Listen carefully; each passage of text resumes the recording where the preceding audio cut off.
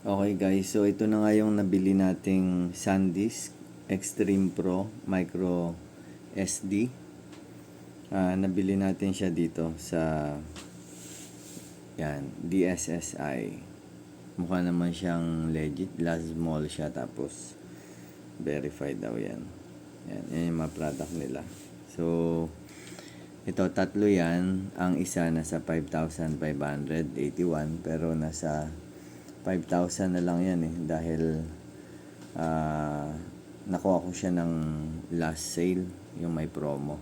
So yun na lang yung total natin, nasa 15,000 na lang. So ito nga, dumating na siya. Check ngayon natin kung siya ay original or fake, kasi marami akong napanood sa Lazada na mga nag vlog. Fake daw yung mga nakukuha nila.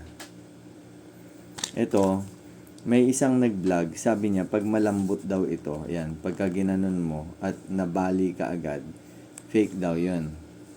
Isa daw yun sa ewan natin. Pero kasi parang parang malambot talaga siya. Tingnan mo, yan parang pag igaganon ko, ayan nababali na o, diba? So, to, fake na to kagad. So, tingnan natin kasi mahal yung presyo niya. So, tatlo itong binili natin. Tatlong 1 tera. Yan. So, check natin. May binili rin ako sa kanila na SanDisk na reader naman. Mobile Mate USB 3.0 reader. Ganun din siya. Pang-read naman ito para mabasa natin sa computer. Ngayon, itetest natin mamaya kung original ba itong tatlong ito. Okay? So, una, buksan na muna natin. Tingnan na natin kung ano ba yung itsura niya. So, yung unang test na sinabi, ito pala yung code nito. Baka kailangan nyo. Yan. Hindi ko alam kung pare-parehas sila Mukha ba? Pare-parehas yata. Pare-parehas lang. Parehas lang yung tatlo. Ayan. Post nyo na lang. So ito. Yan. Talagang zoom ko yan. Inilapit ko yung setup ng camera para makita nyo ng maganda or malapitan. No? So yan. So ito muna tayo kasi nasira na natin yung isang lalagyan. Sira naman na. So tingnan natin. So, una daw na test ay yung pagbabaliin. Pagka daw binali mong ganun, dapat mahirap. Kailangan mahirap na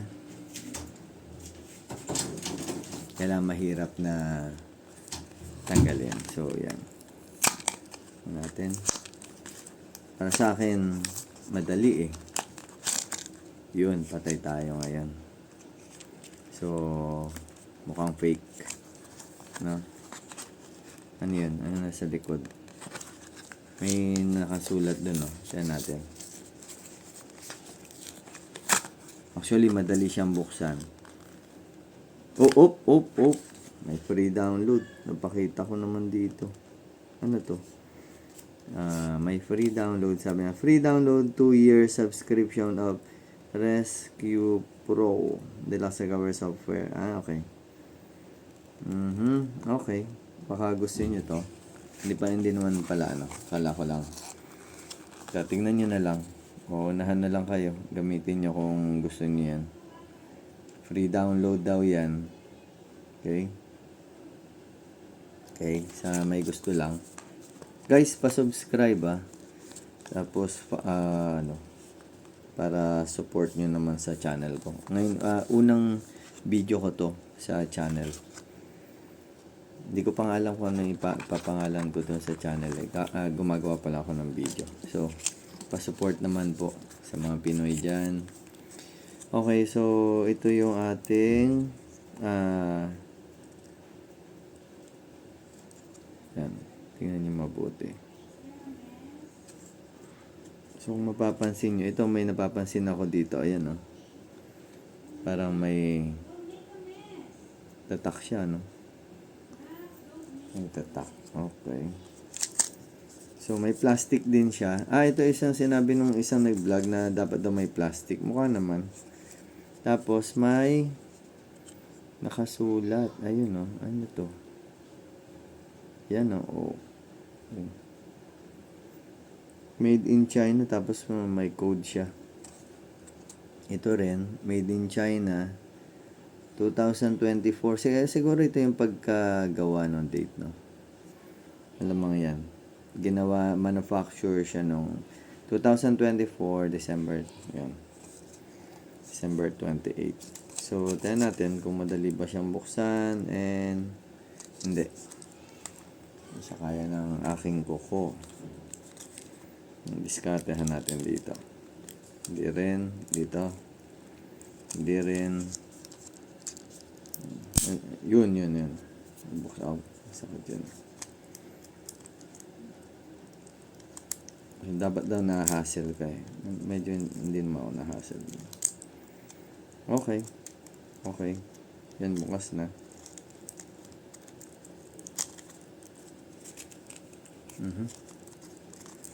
Pag na-hassle ka daw, original. Hindi yun ang pang-test talaga. May gagamitin tayo sa computer. Malalaman natin kung talagang lahat ba ng storage ay magagamit. Kasi may iba, sasabihin 1 terabyte. Yung pala, 8 gig lang. Ganun. Yun yung mga scam nila doon. Tapos, syempre, ang binayaran mo pang 1 tera. Ayan natin to. Ayan. So, papakita ko lang. Ganito siya. Ayan, no? Parang medyo kumikinang. Pero medyo makinis siya. Pero ang itsura niya, parang rough. Yan. Ganyan makikita nyo. Tapos, yan. Ito yung gilid. Yan. Ito yung likod. Yung ilalim niya. Yan. Ito. Hindi ko alam kung para saan to. Parang toggle or lock ba to na I think may bababa taas eh. Parang may slide pa babataas eh. Pero huwag natin galawin. Mukhang lock eh. Tapos, dito natin papasok yung micro SD. No? So, pasok natin dyan. Hindi natin kailangan to. Kasi, yung reader nga pala natin, micro SD na. Yan. So, hindi natin kailangan. So, ito. Tanggalin natin. Yun, no? Sana original ka, no? Tayo dyan pag fake ito. Pag fake yan, tagot, 3 yung binili. Pwede pa natin i-return yan. Siyempre, isend natin tong video na to. Yun. Kita nyo ba guys? Ganyan, red na red. Tapos, maganda yung ganda ng pagkapintura, oh. Parang peke, Hindi naman siguro, no? Yan, ganyan na itsura ng sa tingin ko original kasi yung price ng binayaran natin ay mahal. Kaso, pagka ito ay peke, tayo ay napamahal. Yan, ay makita. Yan, makikita niyo yung quality. Tingnan natin. Okay, so tignan naman natin yung katotohanan. Kasi itetest natin ito sa computer. Papakita ko sa inyo kung paano i-test. Mamaya ha. Saksak muna natin. So, yan. Ito siya. Tapos ito, buksan na natin. Para makita rin natin kung parang na mga... Ito mas matigas Matigas yung papel niya. Yan tigas O kahit baliin ko ayaw mabali. Ayan kita mo kunti lang Yan. Yan natin. Okay. Yan. Ganun din yung style. Hindi ko pinakita yung likod, no? Ito naman yung code niya. Yan. Pagka gusto yung bilhin. Maganda to. Mukhang maganda. Kasi, Hindi nakasulat. Pero up to 2 terabyte. Kaya niya. Yun, no? Yan, no? Oh, nayupi ko yung ano. Tapos may nakasulat ding serial number at yan. Parang parehas, no? Doon pala yung open. Ito nakita ko. Ay, nako. Hirap na tatang-tanga eh. Dito pala. Tangin. Ay, sorry guys. Okay, so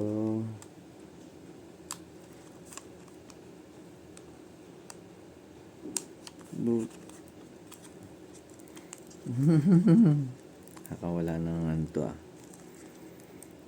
Sige. Ayaw. Sabi niya open dito eh. Ayun oh, ang laki na. Ayun. Open. Bakit wala?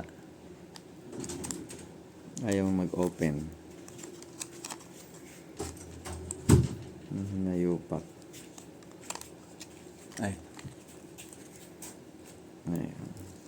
Ayaw po. So, mukhang original. Ayun. Dito. Ayan. Kailangan may kuko kayong ganyan. Kaya huwag kayong maglinis ng kuko. Ayan. Pa-support naman sa channel natin. Ito, maganda ito na bilihin nyo. Kasi napaka-useful nito sa may mga micro SD.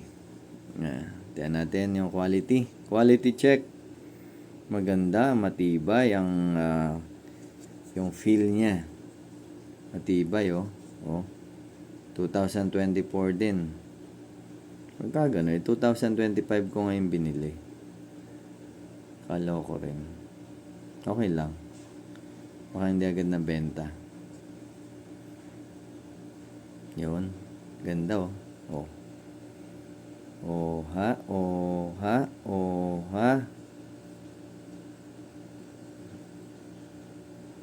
Yun no. Ganda no. Ha. Yun. Ganda ba? Yun. Masyadong makita tong loob. Pero ganyan yan. Ngayon tingnan natin kung paano natin to ilalagay yan. Duda ko lang Duda ko lang pag ganito. Yan. Ganito. Yun. Ayun, ang ganda. Yan. Pasok natin yan sa computer. Tingnan natin ngayon kung original. Ha? Okay. Mukhang okay. Okay, sige. Tingnan natin Yan. Yung iba rin, bubuksan din natin to.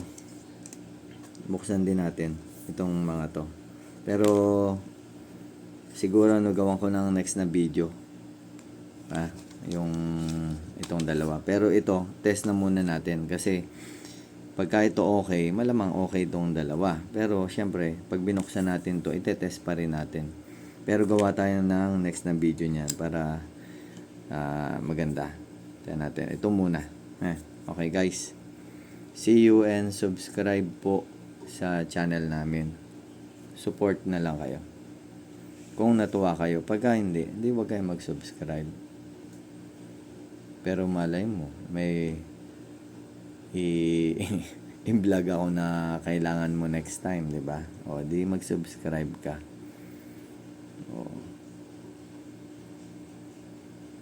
Yan po. Tingin-tingin. Yan Ito, baka tanungin nyo yung SanDisk. Kung magkano, itong micro reader. Kung magkano natin to nabili. Ito, yan. Actually, dun ko rin siya binili sa shop na yon. Kaso magkahiwalay kong binili yan Kasi doon ko lang na-realize na kailangan ko pala siya. Hindi ko kagad kasi naisip. Yun, oh. Yun. Ito yung presyo, yan ang total. Kasi ano yan eh, may mga delivery charge ganun. Ngot nga, hindi ko naisabay. Pero dun din siya, kay DSSI. Legit check na natin, ha. Tingnan natin kung okay. Sana okay. Tingnan natin. Pakita natin sa inyo. Okay? Let's go! Okay guys, so ito naman yung sinasabi ko sa inyo na pang test kung fake ba original yung ating micro SD. Punta lang kayo sa Google, i-type nyo to H2 test W, o kaya diretso na kayo na h2 testw.org. Yan yung website, pero pwede nyo i-search yan sa Google, tapos makikita nyo to. Yan makikita nyo. Marami yan sasabihin dyan kung ano yan. Okay? Ganyan. So, punta kayo dito sa baba. Yan, makikita nyo ito. Tapos, download natin syempre. Yan. Ito. Download. How to use. Nandyan naman kung paano gamitin. Pero, i-guide ko na kayo. Okay? Tayo natin. So, since na-download ko na, ang mangyari dyan, lalabas na to. Ito ngayon yung ating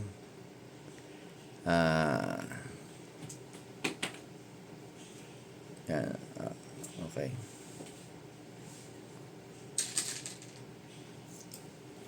Lalabas na ngayon yung ating software. So, syempre sinaksak ko na yung yung ating micro SD at ito na siya. Lumabas na siya dito. USB drive I. Okay, so hindi natin kailangan yan. Dito kayo, double click nyo lang itong H2 test W. Pagka in-unzip nyo yan, ito lalabas yan. I-double click nyo. Ganito yung itsura ng icon. Lagay nyo yan sa inyong desktop. Tapos double click nyo, ito yung lalabas. Ngayon, ang sunod naman natin dyan, i-click nyo yung English, tapos select target. Yung target, yan yung ating USB. Itong. Yan, click natin yung I. Bakit lumabo? Basta click nyo yung I, yung letter I. Tapos, okay, sorry, lumabo. Pero, pagka nag-select target tayo, click nyo lang yung letter I or kung anong lalabas na USB drive nung micro SD nyo. No? Tapos, click natin yung all available space. Ito na yon yung 1 tera yan, pero 976 lang yung lumabas. Ganyan naman yung mga micro SD or USB. Hindi naman laging sakto yan. Pero dapat yan, kung 1 tera yan, ang equal dapat niya nasa 1,024. Kasi ang conversion ng 1 tera is 1024 gigabytes. So, malapit na. So, 1 tera na rin yan. Pag na-click nyo ito, click na natin yung write and verify. Attention! Testing only to daw. Right, the total capacity is. Therefore, the test will not find all errors. Please format the media before testing. Okay. A small amount.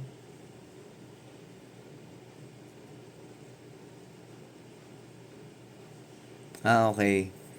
So, mas maganda daw kung i-format natin siya. Hindi naman natin wag na. Pero pwede nyo i-format sa NTFS volume, a small amount of capacity is reserved. Hindi ko alam kung ano yung default na formatting na ginamit nitong default nating micro SD, pero sinasabi niya dito na mas maganda daw kung naka-format siya dito sa, pwede nyo i-format sa NTFS para small lang yung, hindi ganito malaki yung difference daw. Kasi ito may 12 megabytes pero 9 megabytes lang dito. So meron siyang 3 megabytes. Okay na yun, maliit lang naman yun na hindi matetest. So pwede nyo na i-continue yan. Pero kung maarte kayo, di gawin nyo. Pero sa akin okay na yan. So okay natin. Ito na. Yan. Maghihintay nga lang tayo. Kasi syempre i-verify niya. Magra-write siya dun sa micro SD ng file para siyang nagsusulat doon kung talagang malalagyan niya. So yung nakikita nyo dyan, hintayin natin na maging 1 tera yan, no? Yung nasa around 900,000. Pag yan ay na write na niya, i-verify naman niya kung okay talaga yung micro SD natin. So balikan ko kayo kasi medyo matagal yan. Mamaya papakita ko sa inyo kung ano yung result. Okay? So mamaya ulit. Okay, so pamula kagabi to, ngayon umaga na. So more than 6 hours na yan. More than 8 hours pa nga eh. Yan. Tapos na yung writing, pero yung verifying wala pa. Pero as you can see dito pa lang, wala pa rin warning. Yung verifying na tayo halos kalahati na yan. So halos good na yan. Pero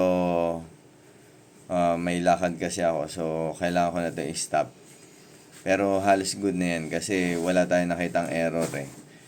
Yung verifying natin, kalahati na halos yung verified na okay. So okay naman. Sa tingin ko,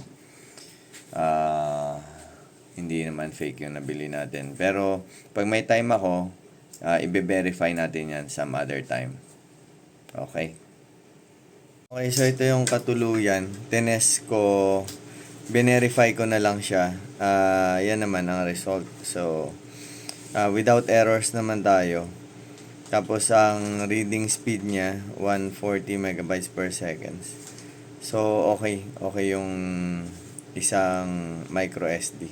Yung dalawa, hindi ko alam kung itetest ko pa, pero dahil okay naman ito, malamang okay naman yung dalawang yun kasi sabay-sabay at isang tindahan lang naman yung pinagbilan. Yun lang.